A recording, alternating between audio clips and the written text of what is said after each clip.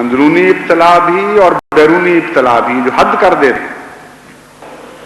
اللہ تعالیٰ فرماتا ہے ثم استقاموا، کوئی مصیبت، کوئی زلزلہ، کوئی قیامت کے پائے ثبات میں لغزش نہیں پیدا کر سکتی. کوئی چیز ان کو اس راہ سے ہٹا نہیں سکتی جس راہ پر یہ گامزن ہوتے ہیں. اور اسی لیے ان کی راہ کا نام بھی مستقیم رکھا گیا، اور مستقیم راہ پر قائم رہنے کے لیے دعا سکھائی گئی. اہدنا الصراط المستقیم، ایاک نعبد و ایاک نستعین کے بعد اہدنا الصراط المستقیم کی دعا یہ بتا رہی ہے کہ ربنا اللہ، یعنی تیری عبادت کرنا، کسی اور کی طرف منہ نہ کرنا. اس نتیجے میں لازماً مشکلات پیدا ہوں گی، اور اگر دعائیں نہیں کرو گے تو ان مشکلات میں ثابت قدم نہیں رہ سکو گے. بس صراط مستقیم اسی استقامت کی تشریح ہے، یا استقامت اس صراط مستقیم کی تشریح ہے. یہ دونوں ایک دوسرے پر روشنی ڈال رہے ہیں. تو فرمایا کہ جب وہ استقامت کرتے ہیں تو ہم ان کو استقامت کا گر سکھا چکے ہوتے ہیں. اپنے زور بازو کے ساتھ ان مستقیم نہیں رہتے، بلکہ ہم انہیں دعائیں سکھاتے ہیں. وہ گریہ ازاری کی طرح ساتھ ہماری طرف جھکتے ہیں، اور اہدنا الصراط المستقیم کی دعا جاری رہتی ہے. کے نتیجے میں اللہ تعالیٰ ان کو استقامت عطا فرماتا ہے. اور جب وہ استقامت دکھاتے ہیں تو پھر ان کے ساتھ کیا سلوک ہوتا ہے؟ فرمایا تنزل علیہم الملائکۃ الا تخافوا ولا تحزنوا. کثرت ان پر فرشتے نازل ہوتے ہیں اور یہ کہتے ہوئے نازل ہوتے ہیں لا تخافوا ولا تحزنوا، کوئی خوف نہ کرو، کوئی غم نہ کھاؤ. نحن اولیاؤکم فی الحیات الدنیا وفی الآخرہ، ہم اس دنیا میں بھی تمہارے ساتھی ہیں اور آخرت میں بھی تمہارے ساتھی رہیں گے. لیکن یہ عجیب بات ہے، جن لوگوں کو یہ فرشتے کہتے ہیں کوئی غم نہ کھاؤ، کوئی خوف نہ کرو، غم کی وجوہات تو موجود نظر آتی ہیں وہاں، اور خوف کی وجوہات بھی موجود نظر آتی ہیں. کیا مطلب ہے اس پیغام کا کہ کوئی غم نہ کھاؤ اور کوئی خوف نہ کرو؟ کیونکہ استقامت خود متقاضی ہے ایسے حالات کو جس کے نتیجے میں غم بھی پیدا ہوگا اور خوف بھی پیدا ہوگا. اب اگر کسی انسان کو جس کا نقصان پہنچا ہوا ہو آپ کہہ دیں کہ غم نہ کرو، اس سے اس کا غم کس طرح دور ہو سکتا ہے؟ اگر خوف کے مقام پر آپ یہ اعلان کر دیں کہ خوف نہ کرو تو اس سے خوف کس طرح ظاہر ہو سکتا ہے؟ اس لیے دیکھنا یہ ہے کہ وہ فرشتے ایسی باتیں کر کے ان کے زخموں پر نمک پاشی کر رہے ہوتے ہیں یا کوئی اور معنی رکھے یہ پیغام. لیکن اس سے پہلے کہ ہم اس مضمون میں داخل ہوں، ہم واپس استقامت کی طرف لوٹتے ہیں. استقامت کے متعلق صحابہ کے نام نے جو عظیم الشان نمونے دکھائے، حضور اکرم صلی اللہ علیہ وآلہ وسلم کے غلاموں اور ساتھیوں نے، تاریخ اسلام ان کے واقعات سے روشن ہے اور ہمیشہ روشن رہے گی. واقعات ایسی روشنائی سے لکھے گئے ہیں جن کی چمک کبھی مان نہیں پڑ سکتی، اور کچھ ان کا ذکر میں نے جلسہ سالانہ کی پہلے دن کی تقریر میں کیا تھا. لیکن اللہ تعالیٰ کا بڑا ہی عظیم احسان ہے کہ اس نے جماعت احمدیہ کو بھی ان درخشندہ مثالوں کی پیروی کی توفیق بخشی اور بخشتا چلا جا رہا ہے. اور ہم ایک ایسی تاریخ بنا رہے ہیں جو اس دور میں اسلام کی استقامت کی تاریخ ہے، اور یہ تاریخ بھی اتنی روشن ہے، اتنی درخشندہ ہے.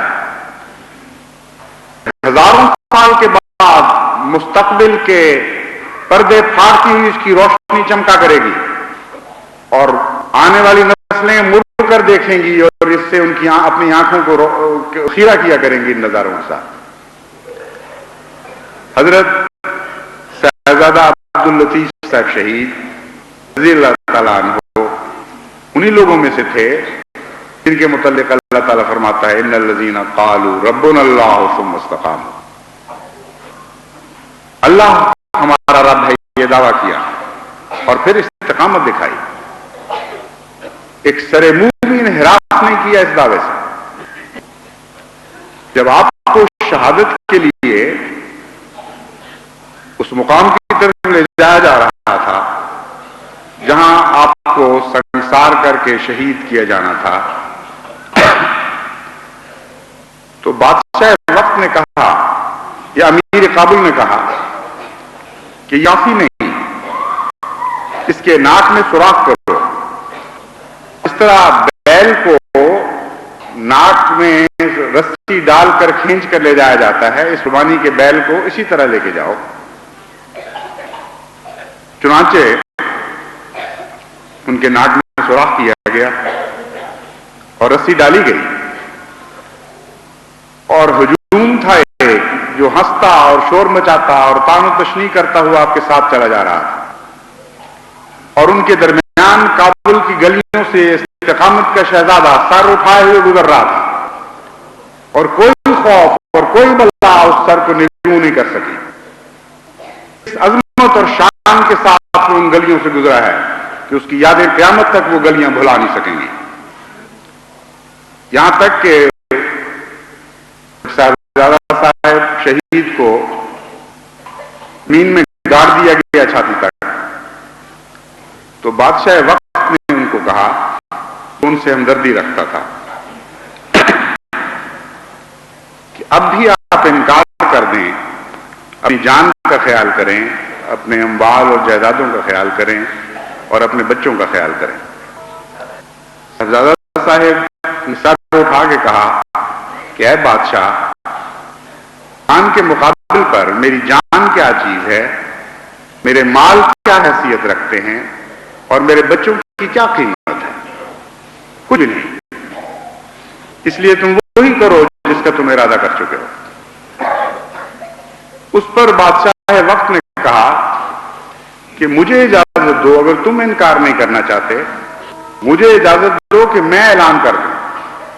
انہوں نے کہا نہیں، میں کی بھی اجازت نہیں دیتا، اور جو تم نے کرنا ہے جلدی کرو. چنانچہ بادشاہ نے قاضی وقت سے کہا کہ پہلا پتھر تم مارو. قاضی وقت نے جواب دیا آپ بادشاہ ہیں، آپ پہلا پتھر چلائیں. بادشاہ نے کہا نہیں، شریعت کے بادشاہ تو تم بنے ہوئے ہو، تمہارا حکم چل رہا ہے، میرا نہیں، اس لیے پہلا پتھر بھی تم مارو. قاضی نے وہ پہلا پتھر مارا، جس کے بعد اس طرح پتھروں کی بوچھاڑ ہوئی کہ اس کے سر کے اوپر ڈھیری بن گئی پتھروں کی، جس میں تمام وجود غائب ہو گیا. یہ وہ واقعہ ہے جس کو بعض غیروں نے بھی دیکھا اور مدتوں اس کی کسب ان کے دل میں رہی. ایک انجینئر جو انگلستان سے وہاں آیا ہوا تھا اور چیف انجینئر تھا، اس نے اپنی کتاب میں اس واقعہ کا ذکر کیا ہے اور کہتا ہے کہ اس مرد مجاہد کے چہرے پر کوئی خوف نہیں تھا، اور مرنے سے پہلے اس نے کہا کہ قوم، تم ایک معصوم انسان کو مار رہے ہو، لیکن خدا اس کا خون تمہیں نہیں بخشے گا، بلائیں اور مصیبتیں تمہیں گھیر لیں گی. یہ آخری اعلان تھا جو صاحبزادہ صاحب شہید نے اس مصنف کے قول کے مطابق کیا، اور اس کے بعد پھر پتھراؤ شروع ہو گیا. اسی سرزمین پر حضرت صاحبزادہ نعمت اللہ صاحب شہید کی پیروی میں آئے. وہ جانتے تھے کہ دعوی ایمان کے نتیجے میں کیا کیا مصیبتیں انسان کو سہرنی پڑتی ہیں، کن کن مصائب کے رستوں سے گزرنا پڑتا ہے. صاحبزادہ صاحب کی یاد ان کے ذہن اور ان کے دل میں تازہ تھی. اس کے باوجود انہوں نے وہی کیا جو اس سے پہلے ایک مرد مجاہد نے کیا تھا، کوئی پرواہ نہیں کی. قید کی حالت میں انہوں نے ایک خط لکھا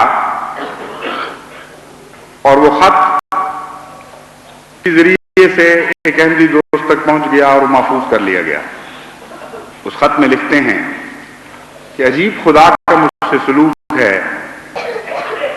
کہ روزن بند ہے اور دن کے وقت بھی رات کی تاریکی ہے، جوں جوں اندھیرا بڑھتا ہے میرا رب میرے دل کو روشن تر کرتا چلا جا رہا ہے، ایک عجیب نور کی حالت میں میرا وقت بسر ہو رہا ہے۔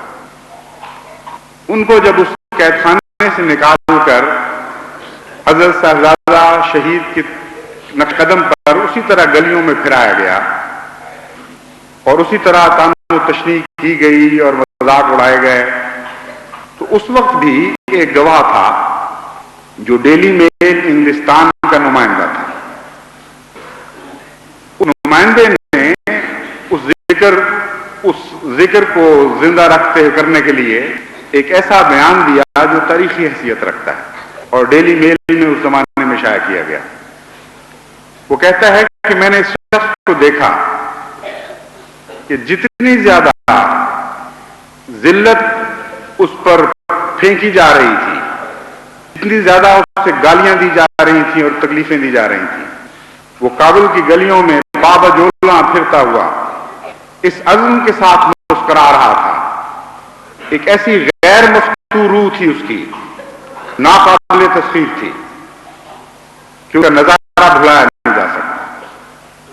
اسی حالت میں اس کو اس مقام پر لے جایا گیا جہاں پتھروں کے ساتھ اس کو انصار کرنا تھا، ہمارے سامنے پتھر برسے لیکن ایک اف تک اس شخص نے نہیں کی۔ ہاں، پتھراؤ سے پہلے صرف یہ درخواست کی مجھے 2 نفل پڑھنے کی اجازت دی جائے، اور ان مسلمان مجاہدین کی یاد کو وہاں ان 2 نفلوں کے ساتھ پھر زندہ کیا جنہوں نے تاریخ اسلام میں حضور صلی اللہ علیہ وآلہ وسلم کے زمانے میں اچھی شان کے ساتھ شہادت پائی تھی۔ کابل کی سرزمین میں انہوں نے 2 نفل پڑھے اور اس کے بعد ان کو اسی طرح زمین میں گاڑ دیا گیا اور پڑاؤ کیا گیا۔ تاریخ احمدیت اس دور سے گزر رہی ہے اور بن رہی ہے اور بنتی رہے گی، اور ہمیشہ انشاءاللہ تعالی احمدی اپنے ایمان کی صداقت پر حرف نہیں آنے دیں گے، ان کی آواز ہمیشہ یہی رہے گی، اور صاحبزادہ عبداللطیف صاحب شہید کی ایک آواز نہیں ہوگی بلکہ ہزاروں لاکھوں کروڑوں آوازیں بن کے وہ آواز گونجتی رہے گی کہ یہ زندگی کیا چیز ہے، یہ اموال کیا چیز ہیں، ان اولادوں کی کیا قیمت ہے، تم نے جو چاہنا ہے کرو اور کر گزرو، ہم اپنے ایمان پر ثابت قدم رہیں گے۔ یہ ہیں وہ لوگ جن کے متعلق اللہ تعالیٰ فرماتا ہے ثم استقاموا، یہ کیا کہ ربنا اللہ، اللہ ہمارا رب ہے۔ اتنا پیارا دعویٰ ہے، کتنا پاکیزہ دعویٰ ہے، کوئی غصے کی وجہ نہیں ہے کہ اس دعوے کے بعد کوئی قوم ان سے نفرت کرنے لگے، ان سے حقارت کا سلوک کرے، ان کے اموال لوٹے، ان کی جانیں لے، لیکن فرماتا ہے کہ یہ ہوگا تم سے یہی ثم استقاموا، پھر جو لوگ استقامت اختیار کریں گے ساتھ میرا بھی ایک سلوک ہوگا۔ تتنزل علیہم